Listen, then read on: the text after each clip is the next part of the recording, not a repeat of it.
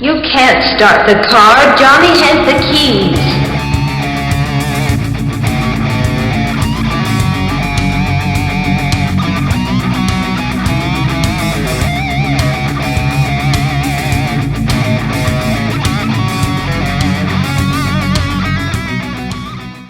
Hello, hello, and welcome out there in podcast land. You have reached Johnny Has the Keys, a podcast where two old friends get together and talk about horror and science fiction, films, television, sometimes novels, references that have made these movies interesting, and the key elements that have been taken from them. My name is David. I'm here with my good friend Tim. How are you, Tim? I'm good. It sounded like you didn't remember your name there for a moment. I was briefly taken away. But we want to thank you guys for listening to us. If you are new to the podcast and or YouTube channel and are just finding us, thanks so much. And we hope you enjoy it, and we'll tell your friends and come back and listen or watch us next time. And if you are a returning guest, thank you. Obviously, we're doing something that at least remotely interests you. Tim, what have you been up to? What have you been doing? Oh my goodness. Well, I have been on a satanic kick. I get on those every once in a while, and don't we all? I watched a couple of films this week that I would like to mention. One is The Dark and the Wicked. Ooh, and the other is The Devil's Candy. I know we had talked about Dark and the Wicked. Yes. Friend of yours is in it. Correct. His name is Michael Abbott. He was also in the season premiere episode of last season's Walking Dead. Fear the Walking Dead. And by far, probably the best episode of the season so far. He's great in this. Everybody's really good in this, especially the girl that plays his sister. However, I like The Devil's Candy better. Really? Okay. I did. Both movies, ironically enough, were filmed in Texas. Did you know that? I did not.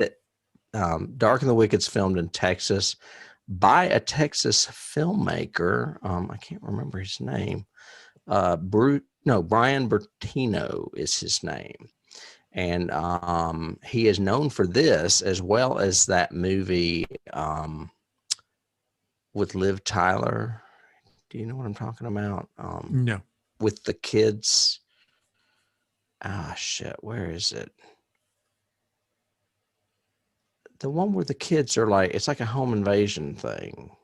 The Others? Is it called The Other? No. That's a ghost story. Excuse me. It's called The Strangers. Strangers. That's it. Yeah. The one where they wear the hoods.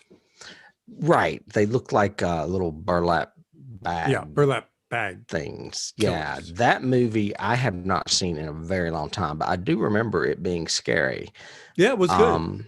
And The Dark and the Wicked, the best thing, I don't know how to explain it. The atmosphere of The Dark and the Wicked is off the charts scary. It is really, really intense and scary. My problem with it is that there's not a lot of explanation for why things are happening. Okay. So it's more of a mood piece? Exactly. Okay. It's like The Witch, but to me, The Witch had more exposition or background for what's going on. Well, I mean, in The Witch, there's... Even by the end of The Witch, you're still going, really? Did that happen, you think? But there's a witch in the forest. She does something to the little boy, and all of these things are transpiring because of that. And she kidnaps the baby, too. One. Yep, give you that one. In this, animals are dying. The mother's not happy that the children are there visiting, but she won't say why. She has a diary, but it doesn't really reveal that much. So, but anyway, The Devil's Candy also has a good cast, maybe even a better cast. Have you ever heard of Ethan Embry? I've never heard of this movie. Devil, is it new? Is it this like past few years or? It came out 4 years earlier. It came out in 2016.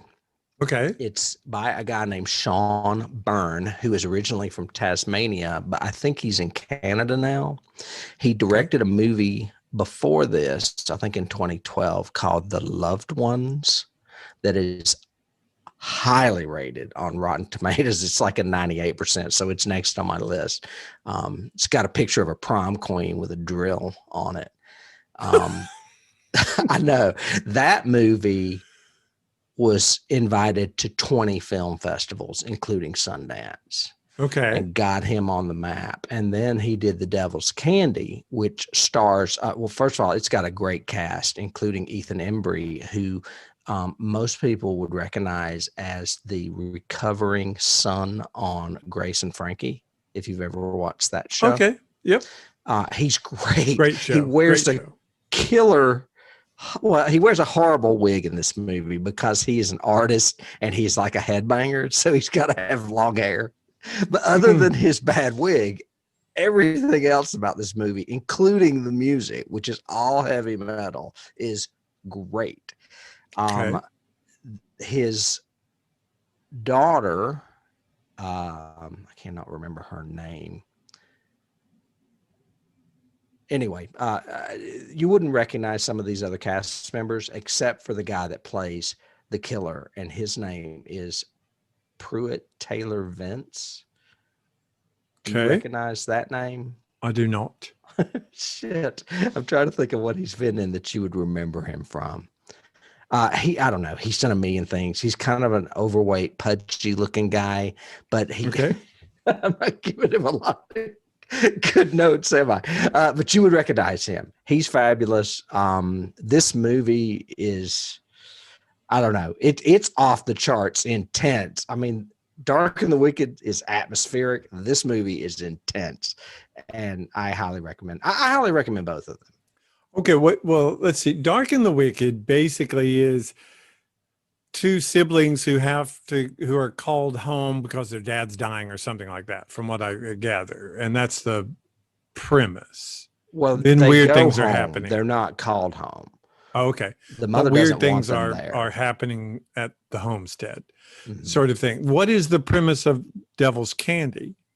The Devil's Candy is an artist and his wife and child. And what's really cool is they're a family, and they are a loving family, even though he's an artist and they're all into heavy metal. I mean, that's what's really cool about it. It's kind of an alternative family. Move into a house, and the realtor discloses that, there was deaths in the house. Realtors have to disclose that kind of information. I know. Really? What?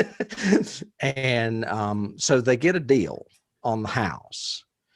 But what they don't realize is that the member of the family, and there is a little bit of weirdness here. I won't get into it because you haven't seen the film. But the member of the family that was responsible for those deaths has been in an insane asylum, and I guess he's either escaped or he's out now. And he keeps coming back to the house and freaking them out. And he is a heavy metal. Well, he's not a heavy metal person per se, but he likes really loud guitar because you find out later it drowns out the voices telling him to do things. And the girl loves guitars too. He ends up leaving her a Flying V, and she wants to keep it. And her dad's like, "You can't keep it. This guy's crazy," or whatever. And then something happens where the father ends up relenting and letting her keep the guitar. And that guitar becomes very important later on in the story. Okay, then. Yeah. But I don't know how to explain it. I guess that's one of the reasons why I'm so happy with it, is because it's an original story. I've not seen a story like this before. Well, okay then. Yeah. Interesting. Interesting. Yeah, I haven't seen as a matter of either fact, of I may those. have it on the list for next year. I think I may have already added it. You've already added it. Since If you've not, seen it's it. a runner-up for sure. Devil's Candy now Devil's has Candy. to go on to my list. Yeah, and he's a director I want to watch out for too. Of heavy metal Especially horror movie. after I see The Loved Ones, I'll let you know maybe next week. Okay. I may watch that one soon. Interesting. What have you been up to? I have not been doing anything. Land. I have not been doing anything that's satanic or fun at all.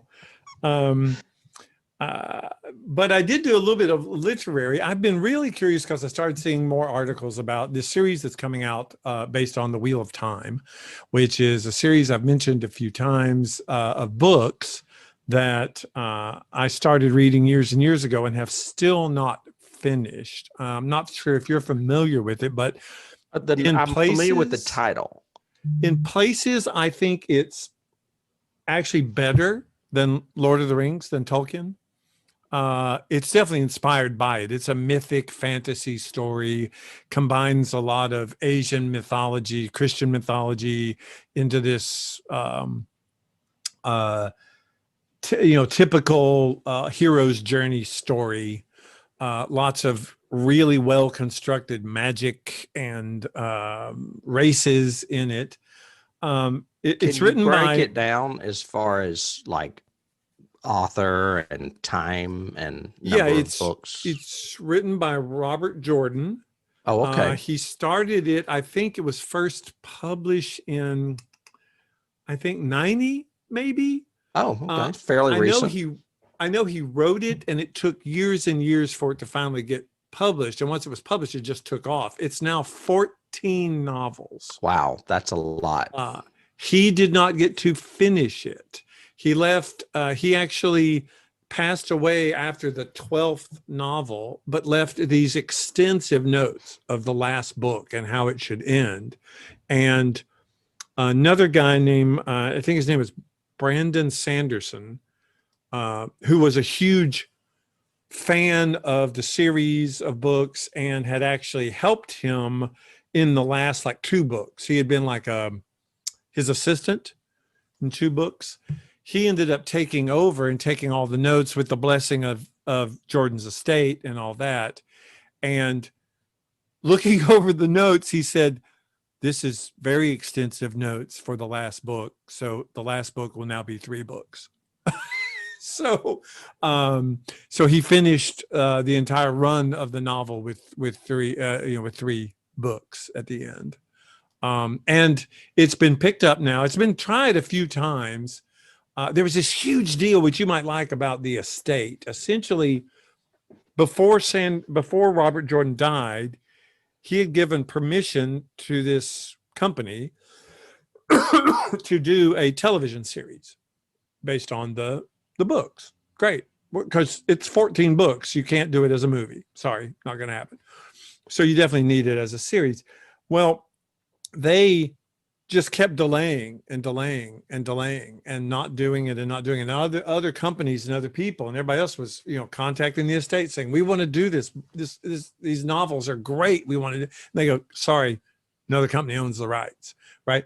Finally came up to, and I'm paraphrasing this a little bit from what I remember, but it came up to the fact that their contract on the rights would expire, at the end of the month. So they literally spent like 3 days and threw together a 90-minute movie and sent it direct to online because they had to produce the first pilot in order to keep the rights for another 2 years. And so this terrible, clunky, horrible 90-minute thing came out, which allowed them to keep the rights. Like for wear buckets on their heads and stuff. Yeah, right. Bad faux leather costumes with a sword, whatever. Right. Anyway, but it finally lapsed, and now it's been picked up, and supposedly the director attached to it is great. The casting is great. Everything's going good. It's been filmed, hasn't been released yet, and I haven't seen it yet, but they say it's looking great. And who's doing it? Good question. I can't remember right now. Because but it's going to be a series on a streaming platform. Yes. Yeah. Interesting. And I looked back at, so the reason I mentioned is because I looked back at the first novel again, and there's a classic story for me with that is that it I tried to start this novel 3 different times, and Sony Pictures and Amazon is doing it for Amazon Prime. That's where it's going. But I tried this novel 3 different times because a few of my friends loved it and were like on book 7 and book 8, at the time. And they were going, you got to start this. It's just so good. I was going, I tried, don't really like it, blah, blah, blah. Finally, one friend said, get to page 64. If you can get to page 64, I think you'll like it. I went, okay. So the next time I started it, blah, blah, blah. And sure enough, it started picking up and I was going, oh my God, I can't believe this. It was just like this huge thing really happened. And it just opened up the whole story. And I went, oh my God. Da, da, da. And when I finished that chapter, I went back and sure to God, page 64 was where that event took place. And I went, wow. Okay. So, and since then I was hooked. I read everything I'm up to the 10th book, but I haven't finished the series. So I still don't know how it ends. But it's, from a novelist standpoint, you might like it. Although as a series, books 8, 9, and 10, oh my God, are they slow? Really slow. Yeah. Slow. And I thought, ooh, you could have probably smooshed those into one book, and it would have been great.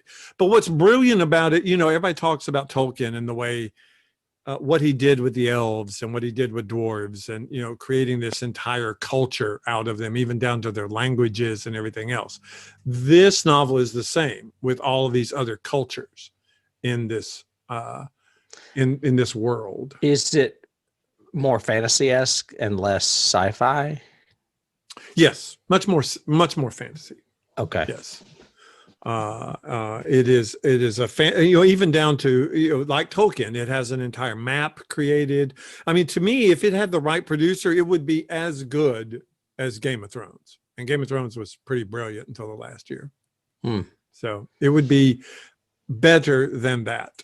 And a little bit more fantastical elements than that. And it's called The Wheel of Time. The Wheel of Time by Robert Jordan. I've heard of Robert Jordan. He's written other stuff that was big. What didn't he? I think he did do a couple. I've never read anything else by him. From what I remember vaguely, he came from like the Citadel. He came from like a military background and was like big into military history and all of that. And then suddenly started writing novels. And of course, all of the battles and wars and strategy in these novels is pretty intense. So. Interesting.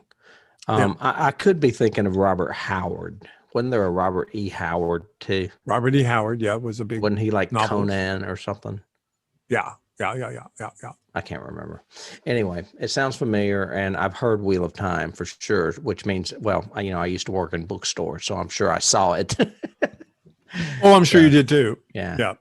Horrible, bad fantasy covers on every single book, but the books that inside is a great. Great segue for the film we may be doing today. Yes, let's do that. Yes.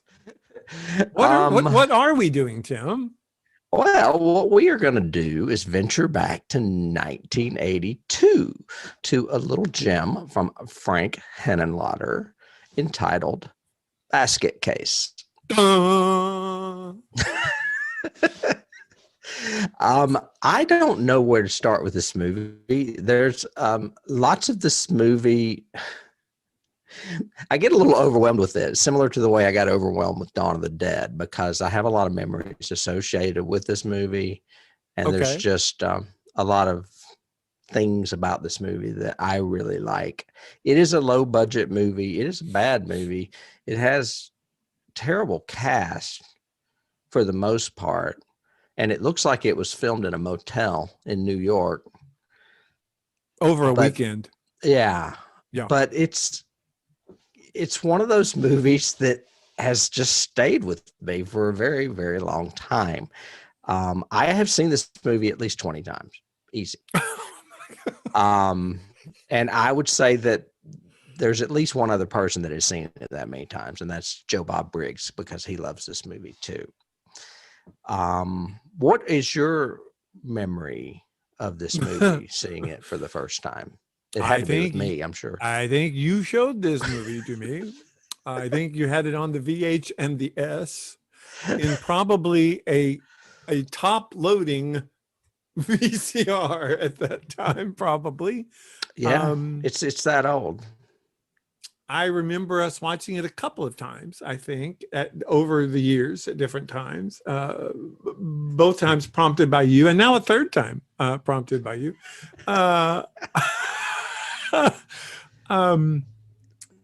I remember while watching it again, it just brought back a lot of the same memories, which is, there are those movies where, whatever genre it is, it could be a romantic comedy where the movie is just so bad it's bad and you just can't get through it.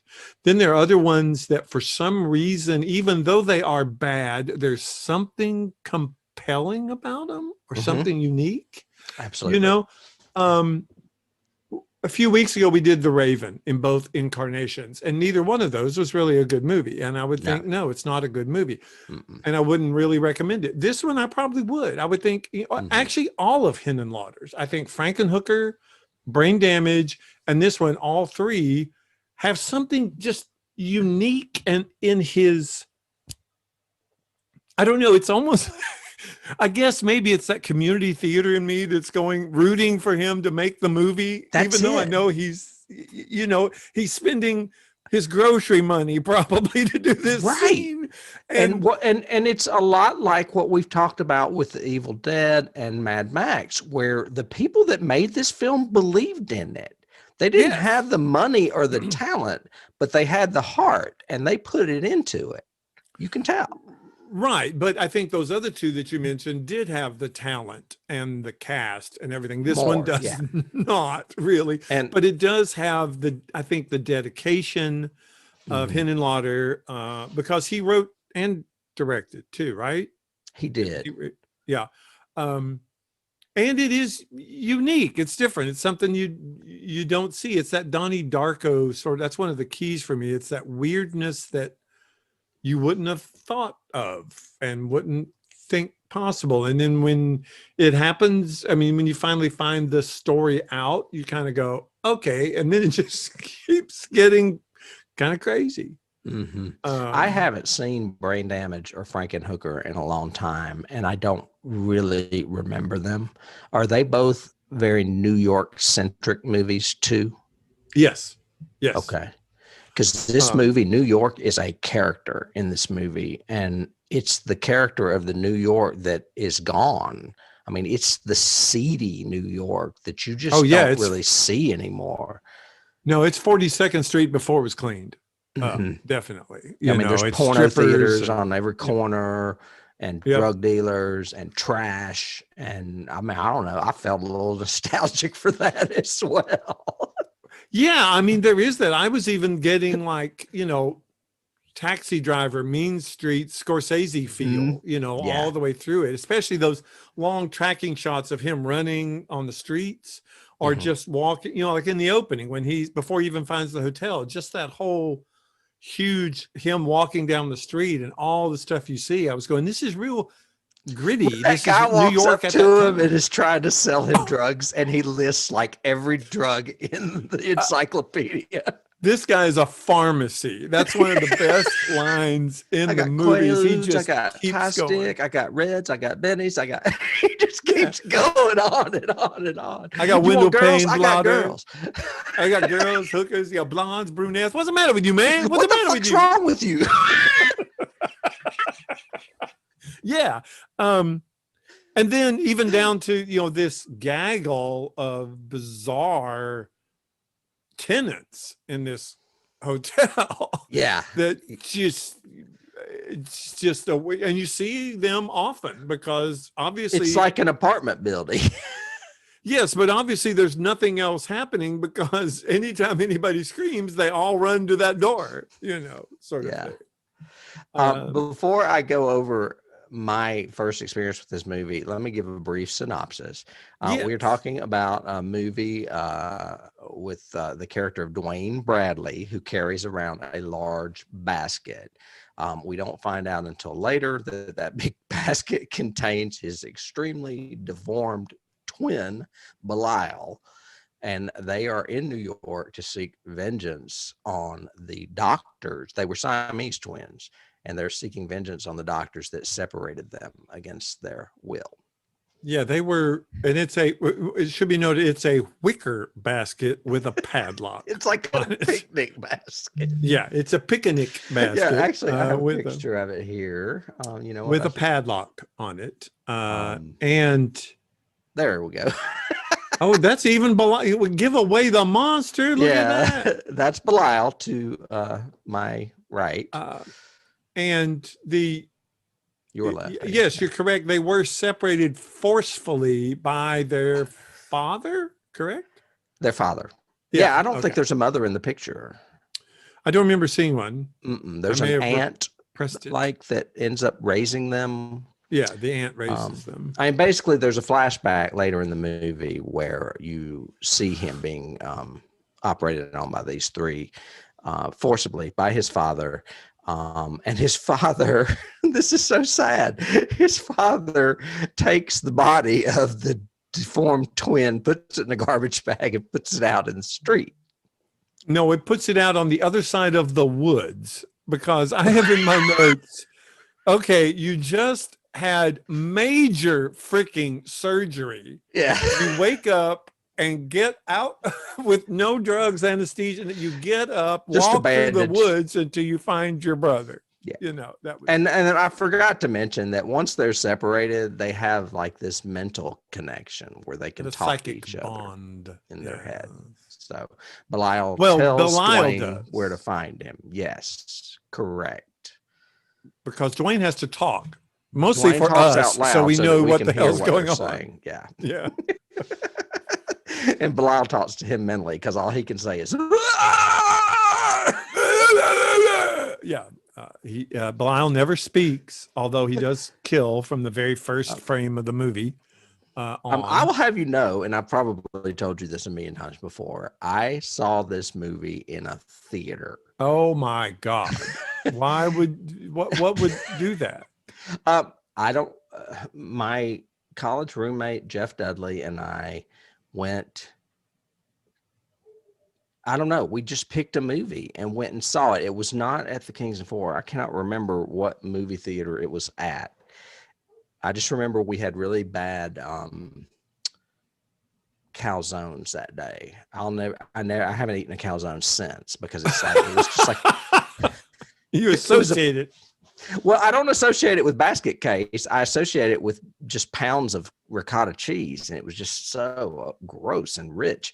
But we went to a theater. We saw it, and it was very William Castle-esque. When you bought your ticket, they handed you a surgical mask with blood splattered on it that said basket case. I think I remember you showing that. Yeah. I wish I still had it. I don't know what happened to it.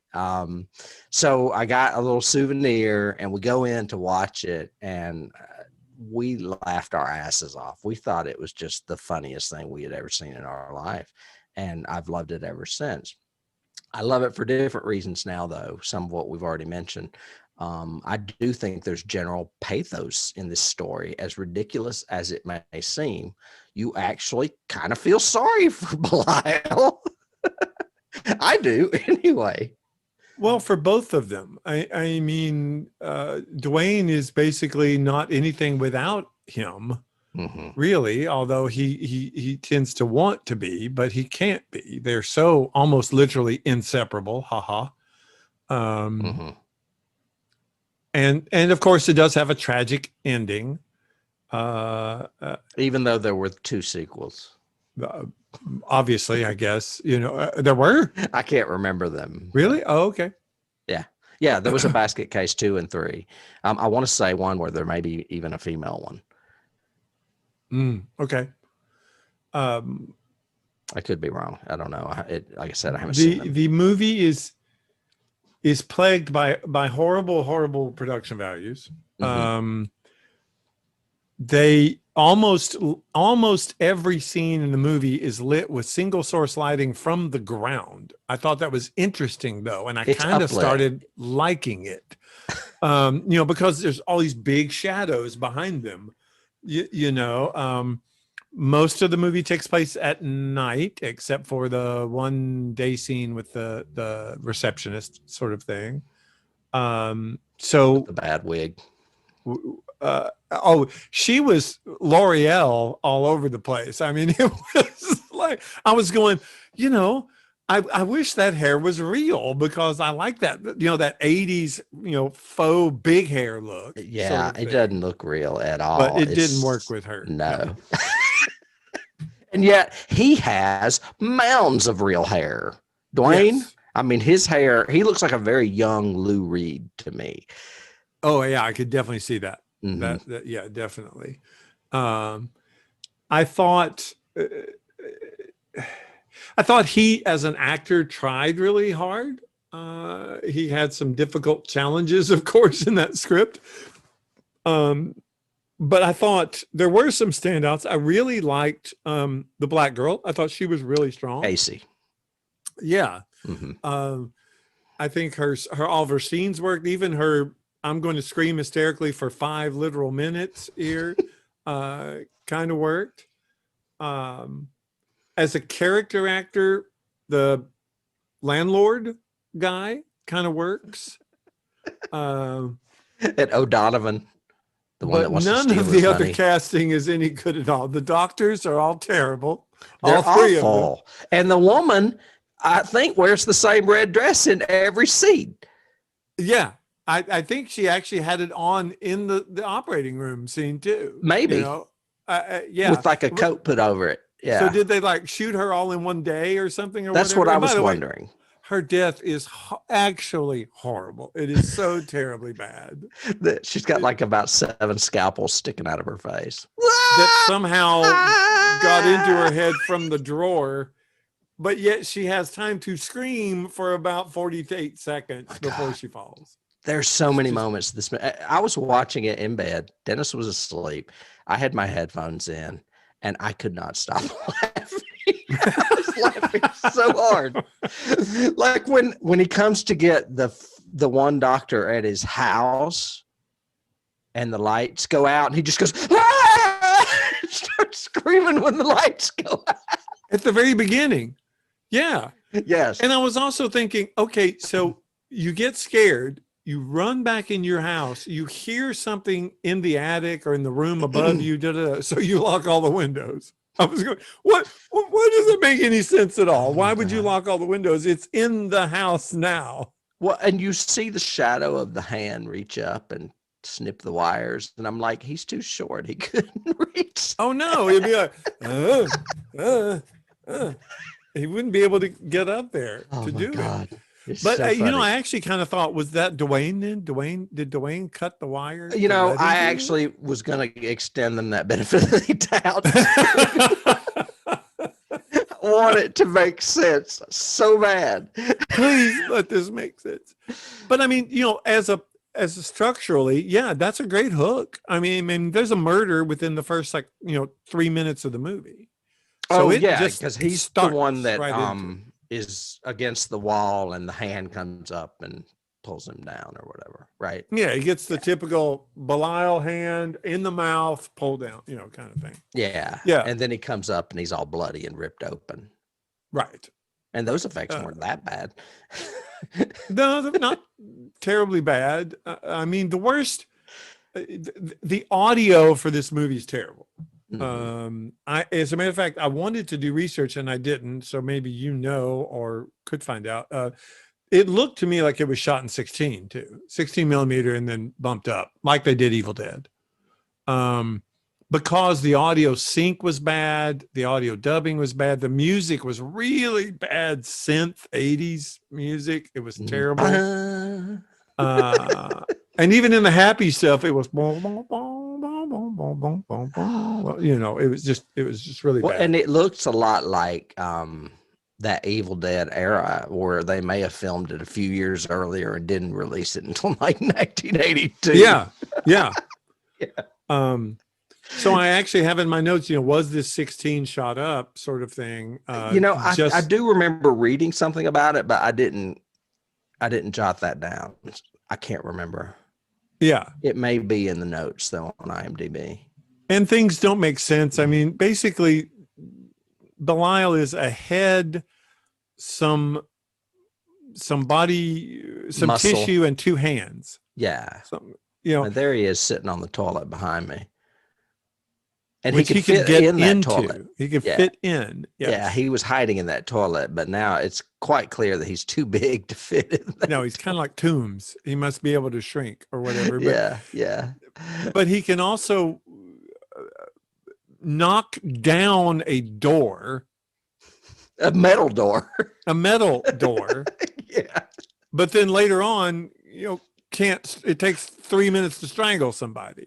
I'm going, what? He would just and pinch their heads off. I mean, so I did read one funny thing about the first one where it's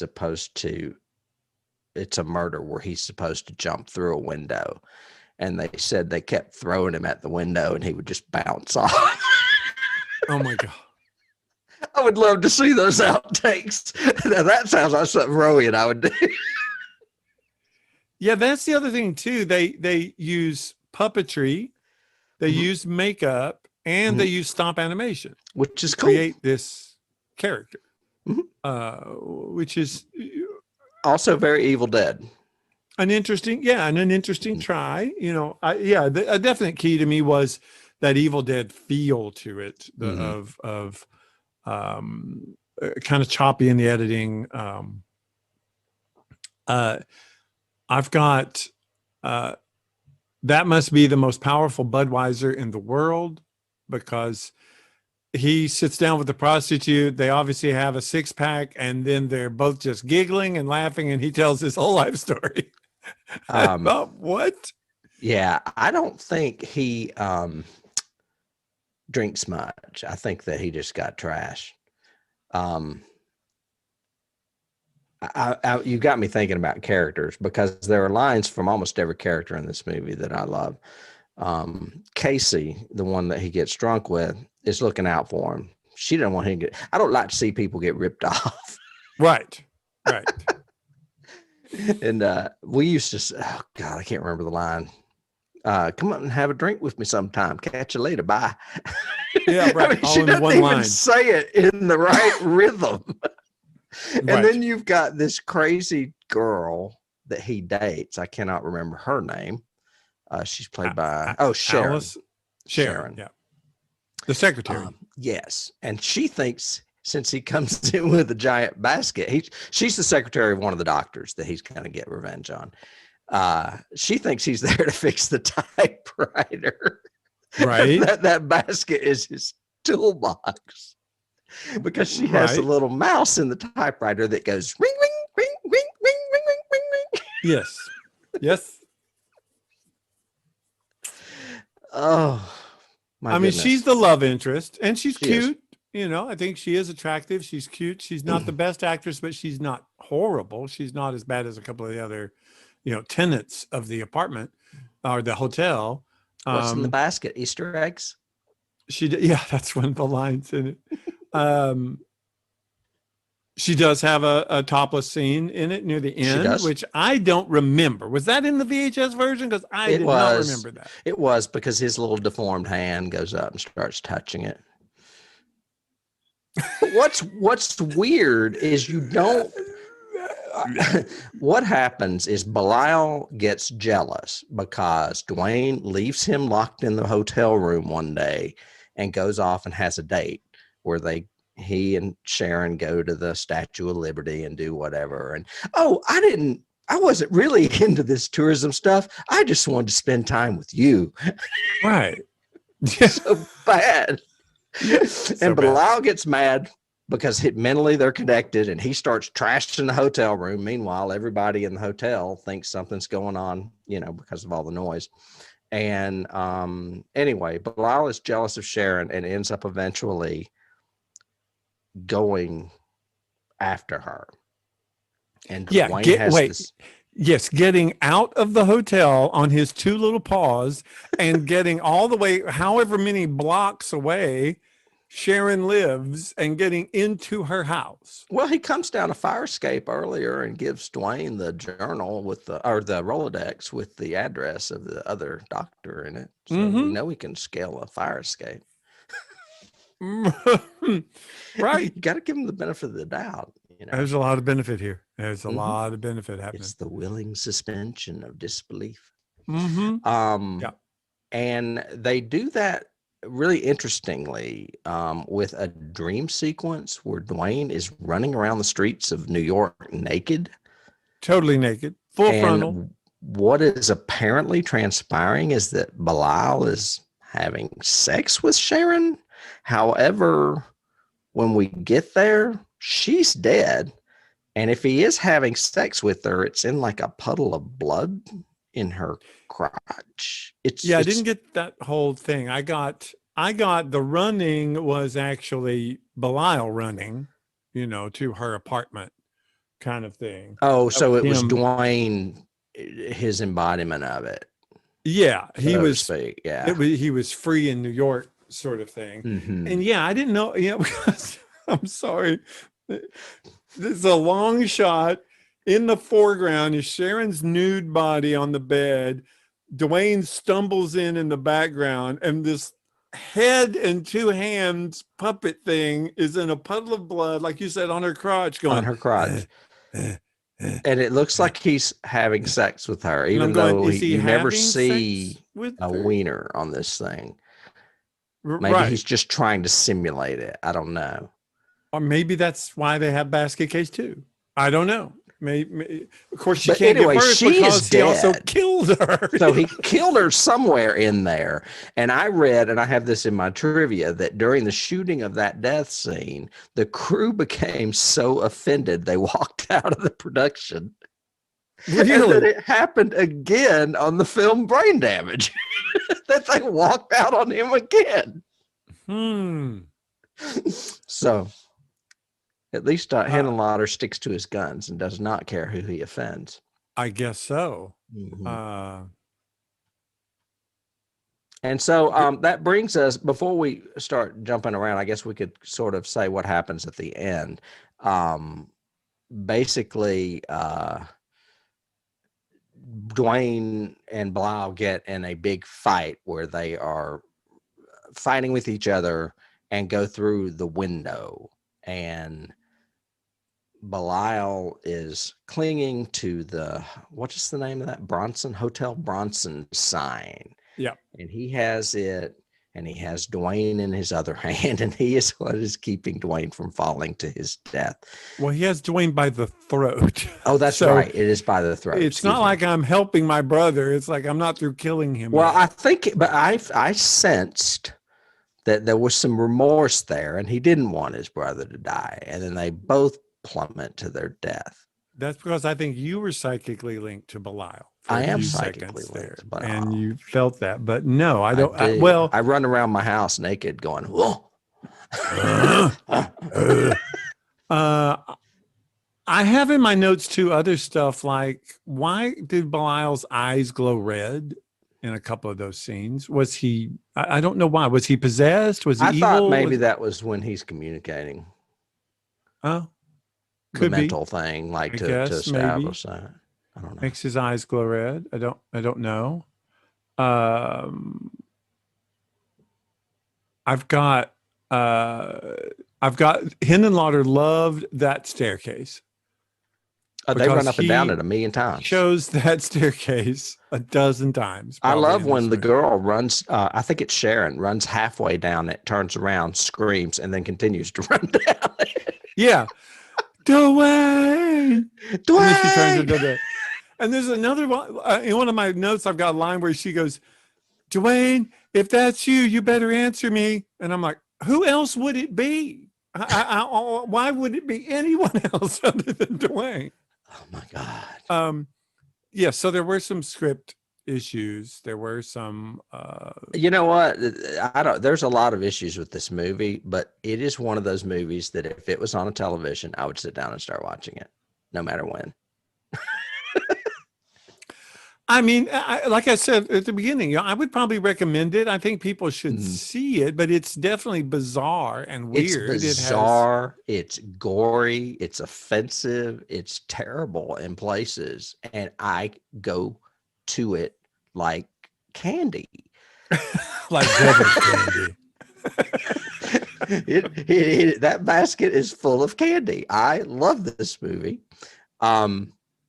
We've mentioned Helen Lauder. Let me mention a few other things that we neglect. We kind of went into a long, extensive synopsis, but I read that a lot of the credits at the end of the film are fake because there were so few people that worked on it. They didn't want to name them over and over, so they just made people up.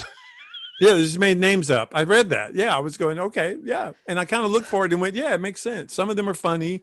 Some of them are just weird.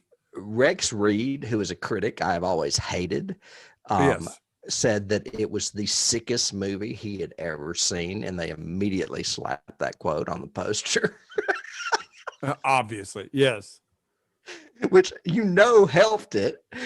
And then I mentioned also that Joe Bob Briggs is a huge fan, and he has quotes masterpiece of exploitation cinema. I think it would depend on what offends you, if it's that offensive. I mean, to me, I think more people would be offended by Reanimator and what happens in it, and that one big scene in Reanimator, than they would be in this. Yeah. This is more body deformity, or the handicapped, or whatever. If that is your sensitive point, then yes, probably this. The guy is carrying around his deformed Siamese brother. I think the offensive part must have just been the rape. The If it was. implied rape or whatever of Sharon with the creature. Not the 9 scalpels to the face revenge murder. Oh, that's Friday the 13th bullshit. I've got notes that the separation scene is absolutely horrible. That is a terrible scene. It just doesn't work. It's the audio dubbing is terrible. The sound effects are awful. The blood effects are bad. Everything's just so bad. All of the murders, actually, the first murder is actually very good, but the second suspense building up to it is. Yeah, the second one with the doctor that's kind of like Steve Buscemi's cousin. He's got a little John Waters mustache. Yeah, but in the flashbacks he doesn't. Did you notice that? Right. He was working on that character. Didn't really his murder didn't really work and wasn't really scary or even that gory, really. I can't remember how he dies. That's the one where Belial knocks the door down in order to get into his office. Right, but I can't remember how he dies. It's the same way. The only thing he shows different, he mask, rip, pull, but then he actually does dive into his guts, and tries to rip, starts to rip because that's his whole gag is, I was separated, so I'm going to separate you. So speaking of separation, we have to talk about, all right, I finally got these 3 doctors, one of whom is a vet, to separate my sons, one of whom I don't even refer to because I really only have one son and this deformity that needs to go away. Right. The same night, I hear something and I go roaming through my huge basement. I mean, it's bigger than the Raven basement. It is huge. It's like a 4-story basement, monstrously long, everything else. But it reminded me of the Evil Dead as well, when Bruce is going through the basement that never ends, the cellar, and filmed in someone else's house, obviously, sort of thing. Yeah. But and I'm barefoot this entire time, by the way. Oh yeah. And yet, and somehow it finds a huge wood saw thing. It's like a giant table saw that they have rigged on a little track with wheels. Right. And he cuts stands in the perfect place to cut Dad in half. Yeah. So they And- could have that shot of the legs falling opposite each other. Right, right. And I was going, what is going? How did they orchestrate this? I don't think it had anything to do with their skills. I think it had to do with the director saying, "I want a shot with the two legs falling apart. How would that death occur?" Right, I totally agree. It's like you got to go backwards. You got from the effect to the cause. Yes, Right, exactly. I understand. Yes, I just have it in my notes of how was this even? It's not remotely plausible. It's sort of not thing. just Yes. like most of this movie is not. Yes, is not. The same reason, just the take on stop animation. I think that's just because he could not get the puppet to do what he did. So, hey, I'll have my dudes do stop animation. But that probably took time and effort to do. Even It those did. I'm two sure. scenes. I loved when you would see him move around on the floor, and then they would cut to live action, and you would just see like papers go flying everywhere, or a bed. in the air. Yep. Like he was throwing shit around, drawers, all kinds of crap, man. He was a very destructive little creature. That's for And it sure. takes them. Well, yeah, it's like doesn't the poster say he's mad as hell or something like that? But Maybe. But The tenant in room 7 is very small, very twisted, and very mad. yeah, because one of my, I'm sorry, one of the shots that did crack me up, because I don't laugh a lot, but I did laugh in the, first of all, he's trashing the room. Every tenant in the hotel runs to the door and starts screaming, there's something in there. Does anybody have an animal? Is there an animal? What's going on? But finally takes the landlord an hour and a half to get up there or whatever. Mm-hmm. And the shot right before they all go in there is a long shot of the room. And you see Belial at the foot of the bed, and he's holding the bed, and it's going. He just stopping it. Bouncing just the arm of the bed, the foot of the bed. I'm going, what is going on? He's mad, man. Yeah. His brother left him. He's out on New York or out kissing on, girls and stuff. What's up he's with out that? there at the Statue of Liberty having fun. Yeah. It's weird seeing a shot of the Twin Towers, isn't it? That was actually a very chilling shot. Yeah. Yeah. For me. I thought so too, because it's so pristine. I mean, the whole skyline. Yeah. Mm-hmm. But this is a very, like you said, this is a very New York movie. It's a very based in New York. New York is a character in it almost, down to the whole pan across the bar sort of thing as the girl talks to him. Mm-hmm. So yeah, it's got atmosphere to it. It's just not well-directed atmosphere, I don't think. I don't have anything to say on the cast because they didn't really do a whole lot, with the exception of Beverly Bonner, who played Casey, the African-American prostitute, I guess you would call her, that lives down the hall from him. And her part was apparently much smaller, but when Frank saw her performance, he loved it so much that he expanded it and cast her in every movie since. So she's in the other 2 movies too. Really? Okay. Mm-hmm. She was good. I've got a little key with her as well that I will jump ahead to that I found fascinating. She died in November, so she's not with us anymore.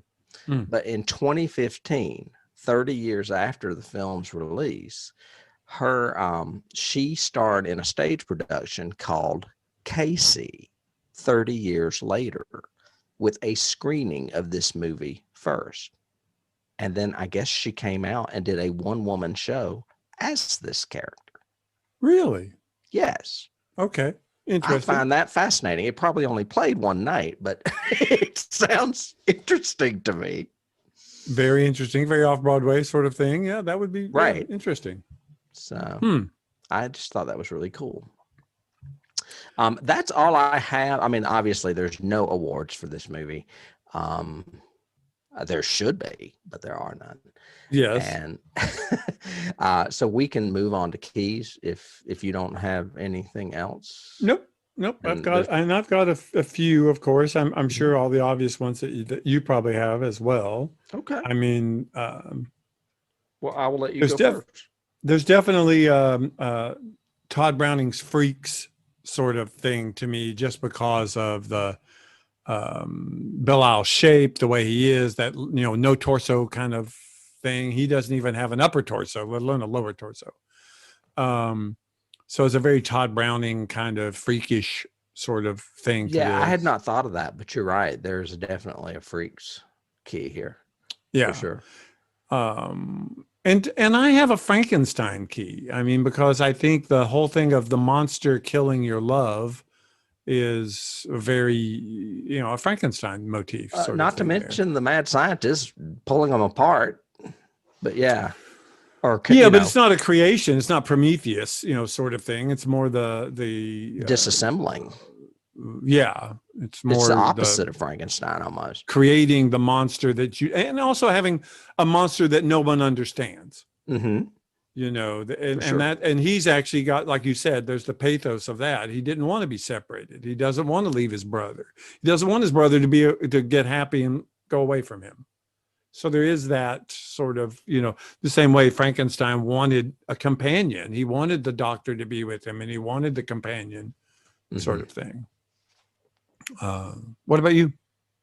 My biggest key would be Sisters, the Brian De Palma film. Excellent key. Yes. Yeah. Great. And I love that movie, and I think we should put that on our list as well. We should. Yeah, it was before Brian had big bucks after doing Dress to Kill. It was early 70s Brian De Palma. Mm-hmm. For those of you out there that don't know who Brian De Palma is, he was sort of an Alfred Hitchcock protege. If not, he was definitely mimicking Alfred Hitchcock in almost all of his films. Yeah, he's an Alfred Hitchcock wannabe. He really did craft a lot of his films in a very Hitchcock way, from direction to shot structure to everything. Yeah. Yeah. He loves split screens. He did Carrie a lot with split screens. Yes, he loves the diopter. Actually, lens. Carrie is probably what put him on the map more so than Dress to Kill. Definitely. Yeah, because it came first. So anyway, Sisters is about Margot Kidder from Superman. She played Lois Lane. Is twin sisters in that movie, and that's just a big twin. I mean, big. Actually, wasn't she Siamese twins too? I think she was. Yes. Yeah. Yep. So that's a big key to me. Well, what's the Cronenberg one with the two brother doctors? Oh yeah, Dead Ringers. I forgot about that. That is another one. They're Siamese splits too, and one's good and bad, and they have the issue. So, I mean, because that was another one of mine classic keys. This is Jekyll and Hyde, only two different people. Right. One is evil and mean and the killer, and the other one is the nice and I just want a life, and this girl has a pretty wig, kind of thing. And then the only other key I really have is, and I think I've used it every time there's a little creepy monster, but it's alive. The one with the little freak baby. You're right. And I read that Henenlotter got the idea for this film because of that movie. Yeah, something little skittering on the floor that could rip you to pieces is scary, kind of thing. But I also got it because of the hands, the way the hands are weird and deformed and twisted, in the same way the babies were. And it's alive. I have, one that's fairly irrelevant. On the wall of O'Donovan, the guy that's wanting to steal the money, on his wall, there's a poster of the first Playboy twin playmates. Oh, look at that. I thought that's kind of some cool trivia. Their names were Mary and Madeline Collinson, excuse me. But last, and I will save the best for last, William Shakespeare. In what realm, pray tell, sir? Well, in the bedtime story, that the aunt ends up raising the boys because they kill the father, and she accepts them for what they are. She doesn't judge them for being murderers or whatever. Correct. And she reads them The Tempest while they're in bed. And apparently the part she's reading is about Caliban, a deformed animalistic creature. Well, yeah, but that's a stretch on that one. That's a very thin key. It's a very long, you know what? It's in there. But yes, it's actually red in there. Correct. And So Henenlotter had something going up there. well, that's his. Okay, that's his quote thing, like the sleep quote in Nightmare on Elm Nightmare on Elm Street. You know, or the whole plot steal from from Forbidden Planet. You know, it's the Tempest sort of thing. So interesting, yeah. the Tempest. It would be interesting to research how many times Tempest is used or referenced. You know, that story. Well, the Nightmare on Elm Street one's Hamlet, though, isn't it? Yes. Because it's about dreams. Yes. And I know there's some out there with Macbeth too. Oh yeah. With there are quotes from several. Macbeth. But you've got the poster up behind you. On if you're listening to the podcast, you can't see it, but the poster is in total black and white, except for the title, which is in blood font red, sort of thing. And that's a really good example, I think, of that early 80s pseudo exploitative poster, you know, with homages back to the 60s and 70s. So that's kind of a key in and of itself, you know, that he took the color out of that picture and just really blasted his title, very, like you said, William Castle, but left it with this very memorable sort of exploitative look to the poster. It looks like a lot of the videotapes we used to see in videotape stores. Yeah. Yes. Mm-hmm. I have another key that just occurred to me is the creature Belial looks to me like William Hurt does in Altered States sometimes. Oh yeah, I can see that with that the way they hunch him over. I mean, the way he's deformed. He's like it's like weird muscle deformity. Right. So. Well, and I thought it was an interesting choice that they, you know, picked Belial for his name. You know, because that's basically he's a demon sort of thing. He's like the chief demon of hell or whatever. Yeah. Yeah, he was the I think in the Jewish Bible or the Jewish mythology, he is the demon of lies and guilt. So, you know, very, very kind of works with that whole the whole storyline for this. Yeah, I want to say, I can't find it right now, and I'm not going to spend any time on it, but I want to say they spell it differently, though. Or maybe they spell is it Belial? Yep, Belial. All right, then maybe it's something else I watched lately that misspelled it. I've been watching a lot of stuff lately. Yes, anyway, you have. Okay. Yeah, I'm watching The Boys on Amazon now, too. I forgot about that. Oh, yeah. There's not a Belial in that, is there? I don't think there. No Belial in that. No. Okay.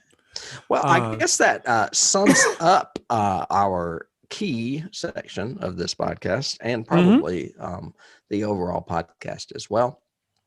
I think both of us would suggest this movie.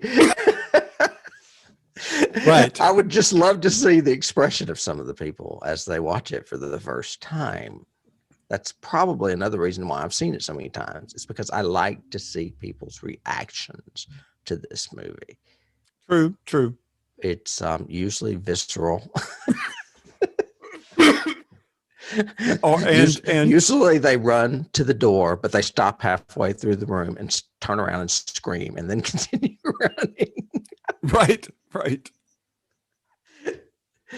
But yeah, I would recommend this as a classic of 80s horror cinema. Also, as Joe Bob says, exploitative cinema. It is a very New York piece. If you're any nostalgia there, going back to the streets of New York in the early 80s, highly recommend that as well.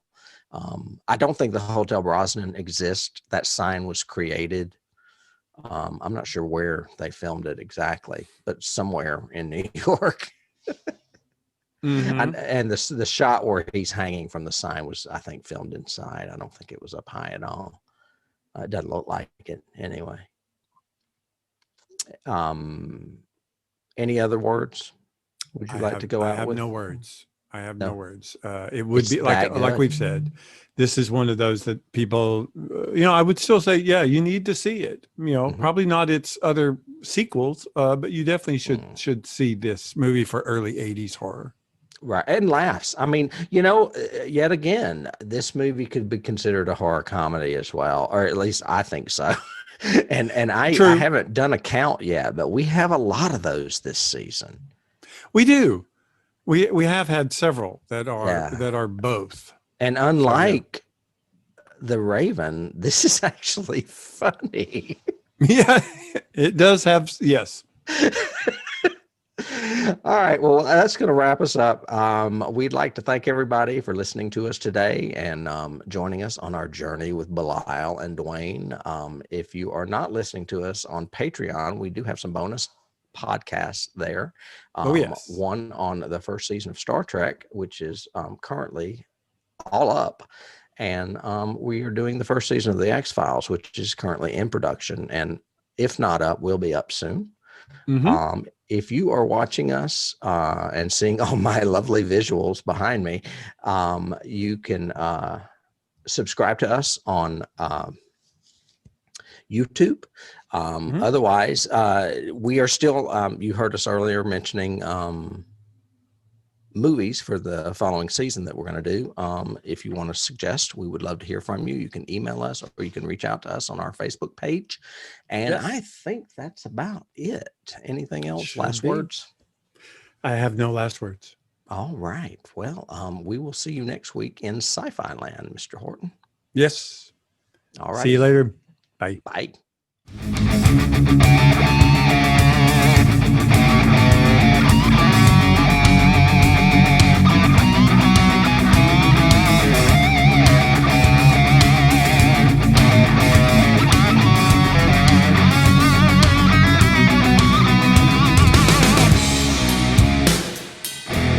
You can't start the car. Johnny has the key.